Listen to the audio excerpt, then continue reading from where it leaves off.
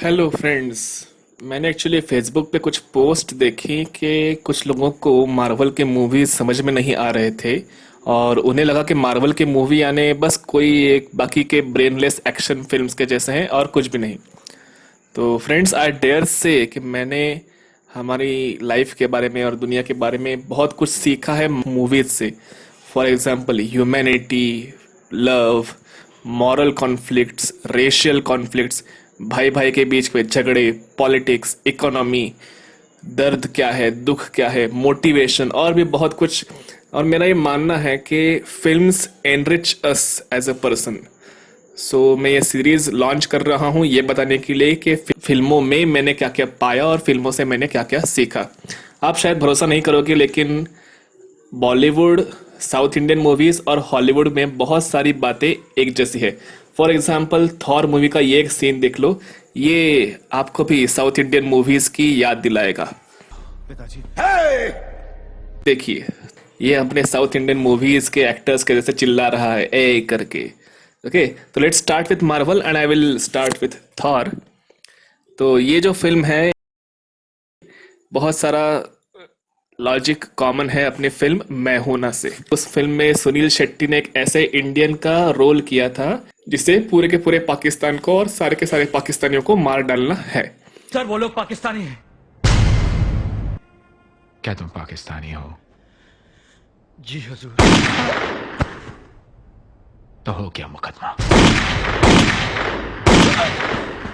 तो अभी हम कंपेयर कर सकते हैं कि जैसे हमारे देश अलग अलग हैं, अमेरिका, इंडिया, पाकिस्तान, तो वैसे ये प्लैनेट्स हैं। अर्थ प्लैनेट को हम कंपेयर कर सकते हैं हमारे देश इंडिया से, एसगार्ड प्लैनेट को कंपेयर कर सकते हैं अमेरिका से, और योटनहाइम को कंपेयर कर सकते हैं पाकिस्तान से। तो मीनिंग अर्थ पे सारे ह्यूमंस हैं, एसगार्ड एक सुपर पावर प्लैनेट है। एसगार्ड में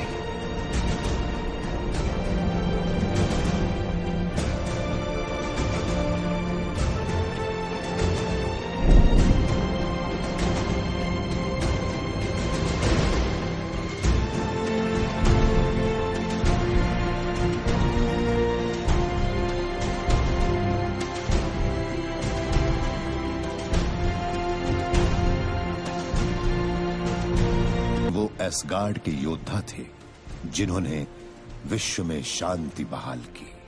और ये योटनहाइम एक पाकिस्तान के जैसा है जो बस पूरी दुनिया को डिस्ट्रॉय करना चाहता है।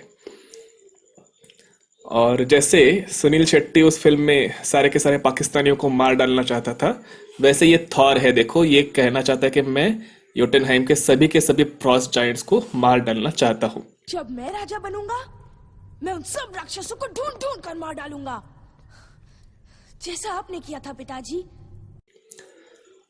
अभी इसमें और एक और फिल्म ऐड होती है, वो है अपनी दबंग। तो उसमें क्या होता है कि सलमान खान का कैरेक्टर है चुलबुल पांडे और उसका छोटा भाई है मक्खन पांडे। ओके, तो बचपन से चुलबुल को सारी तारीफें मिलती है, सारी शाबाशी मिलती है और माँ बाप भी उसी की सराहते हैं उसे। और मक्खन पांडे जो अरबाज खान का कैरेक्टर है, उसे हमेशा हर कोई बस नीचा दिखाता है। तो उससे ये मक्खी जो है वो इतना जीलस हो जाता है, इतना शैतानी दिमाग वाला हो जाता है कि वो अपने भाई को ही मार डालना चाहता है। उसी हिसाब से लोकी जो है, ये थॉर का छोटा भाई, वो थॉर। अब लड़ो मुझसे। मुझे कभी गद्दी नहीं चाहिए थी, मैं सिर्फ तुम्हारी बराबरी का होना चाहता था।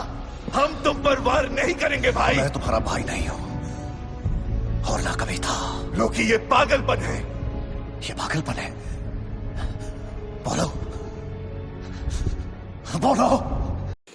तो लोकी ही सीक्रेटली क्या करता है, जस्ट लाइक हमारे घर के भेदी होते हैं जो पाकिस्तानी सोल्जर्स को हमारे बॉर्डर क्रॉस करके इंडिया के ऊपर अटैक करने के लिए हेल्प करते हैं, तो लोकी भी उसी तरह से योटनहाइम के लोगों को एसगार्ड के अंदर घुसखोरी करने देता है।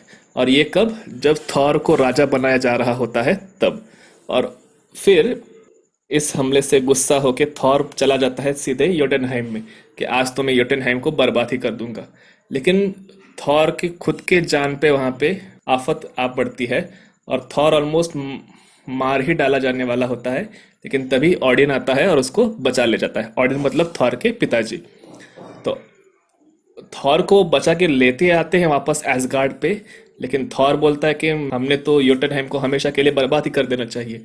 और ऑडिन बोलता है कि नहीं, हमने शांति के लिए प्रयास करना चाहिए।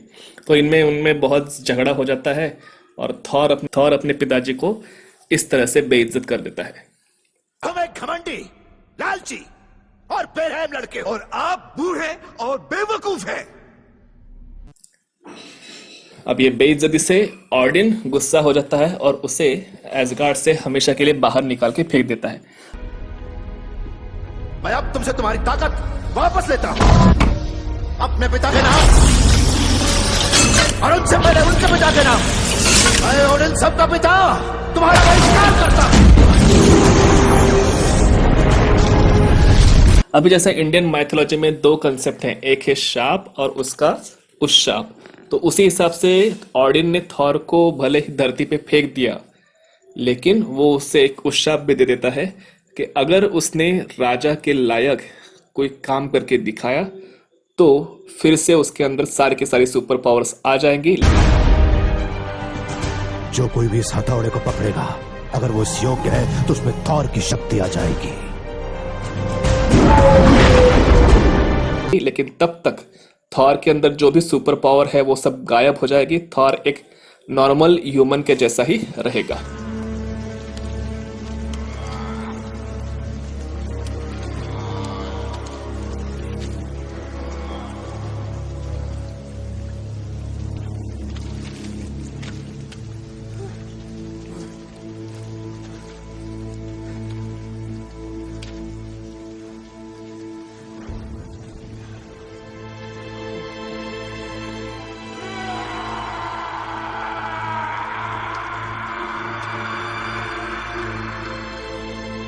अब एक बात आती है कि लिमिट क्रॉस कर देना, एक मर्यादा को क्रॉस कर देना। फॉर एग्जाम्पल देखो, रामायण में एक मर्यादा की रेखा थी, उस रेखा को लांघ गए तो उसकी वजह से पूरी रामायण हो गई।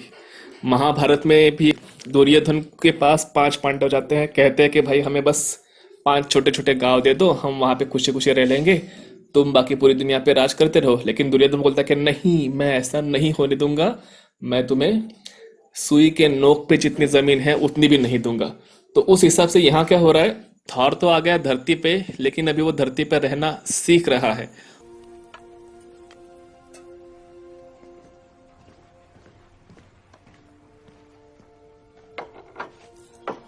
शुक्रिया। शुक्रिया, कोई बात नहीं। और एसगार्ड पे लोकी राजा बन गया है, लेकिन इससे लोकी का मन नहीं भरता। वो थॉर को मारने के लिए एक रोबोट भेजता है जिसका नाम है डिस्ट्रॉयर।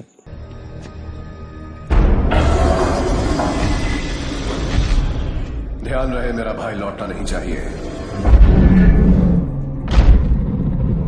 हर चीज बर्बाद कर दो। तो वो डिस्ट्रॉयर धरती पे आता है, तबाही मचाता है। तो दोस्तों, तुम्हें एसगार्ड लौट जाना चाहिए। तुम्हें लोकी को रोकना होगा। और आपका क्या? फिक्र मत करो दोस्तों, एक तरकीब है। फिर थॉर खुद उस रोबोट के सामने चला जाता है, वीडियो कॉलिंग के जैसा। रोबोट से जो भी कहा वो लोकी को दिख रहा होता है। तो वो थॉर लोकी को कहता है कि भाई तुम मुझे मार दो, लेकिन मेरी प्रजा को तुम जिंदा छोड़ दो। भाई, तुम्हारे साथ हमने जो भी गलत किया है, तुम्हें इस हाल में लाने के लिए हमने जो भी किया है, उसके लिए हम माफी चाहते हैं। पर ये लोग बेकसूर हैं। इन मासूमों की जान लेकर तुम्हें कुछ हासिल नहीं होगा। तुम हमें मार दो तो कोई जंग नहीं रहेगी।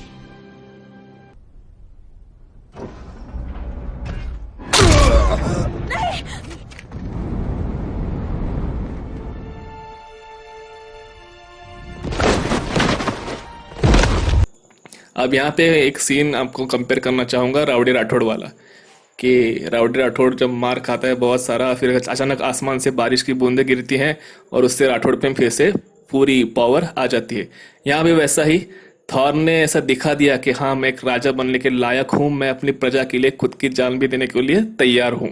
तो उसकी वजह से वो फिर से उस हथौड़े के लायक हो जाता है। और ये जादुई जो हथौड़ा है वो किसी एम्बुलेंस के जैसा थॉर को पूरा सा, मतलब हाँ ये फिल्म है तो इतनी लिबर्टी है यहाँ पे कि ऐसा काम करने से वो हथौड़ा वापस आया थॉर के पास और उस हथौड़े ने थॉर को सारी की सारी सुपर पावर फिर से दे दी।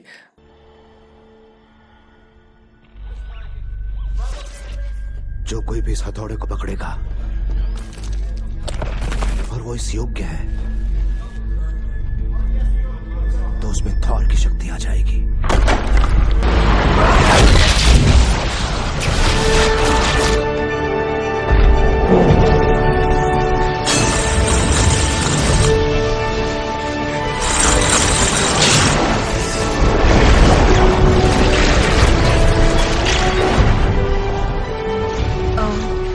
My God.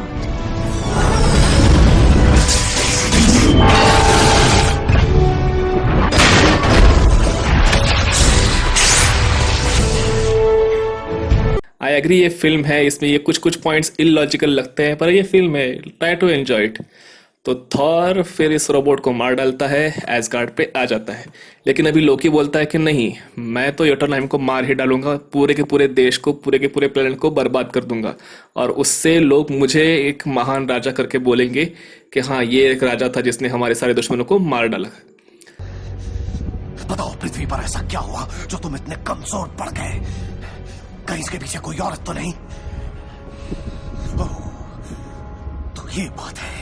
हो सकता है ये सब कुछ खत्म होने के बाद मैं खुद ही उससे मिलने जाऊं। तुमने सुना मेरे भाई, तुम अब कुछ नहीं कर सकते। और थॉर इस मशीन को, ये जो मशीन यूज की है इसके लिए, उसका नाम है बायोफ्रॉस्ट ब्रिज। और थॉर इसको रोक नहीं पाता है, तो वो पूरे के पूरे ब्रिज को ही, ये देखिए, इस तरह से फोड़ देता है।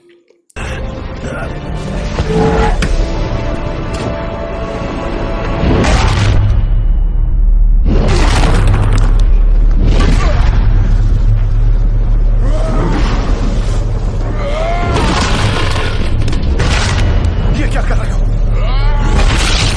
अगर पुल तोड़ दिया तो तुम उसे कभी नहीं मिल पाओगे।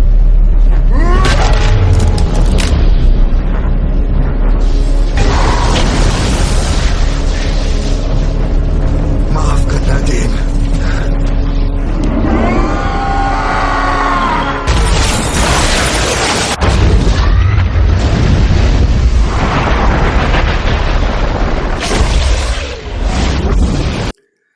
फोड़ देता है तो सब वहां पे ब्लास्ट होता है। ब्लास्ट में दोनों उस बायोफ्रॉस्ट ब्रिज से नीचे गिरने लग जाते हैं और एकदम बॉलीवुड स्टाइल का सीन है ये कि ऑडिन ने थॉर को पकड़ा है, थॉर ने लोकी को पकड़ा है और लोकी जो है वो अपना हाथ छोड़ देता है और ऐसा लगता है कि मानो वो मर गया।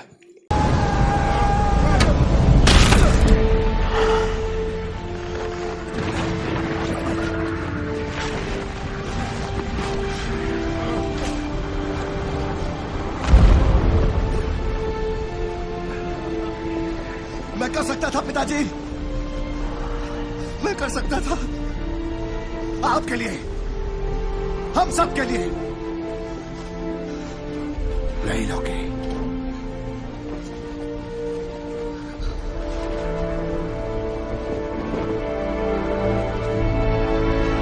लोगी नहीं।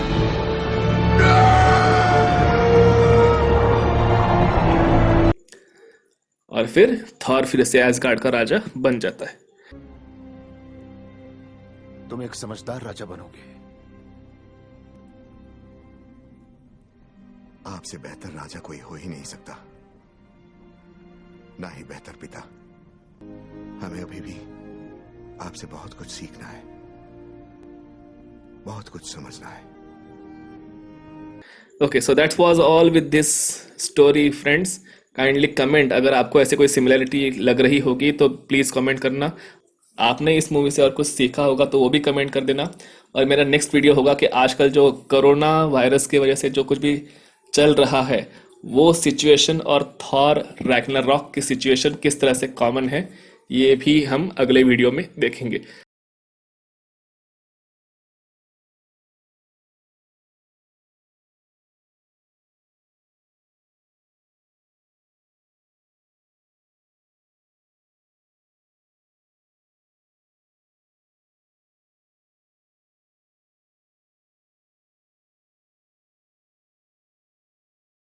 एक समझदार राजा कभी भी जंग की राह नहीं चुनता, पर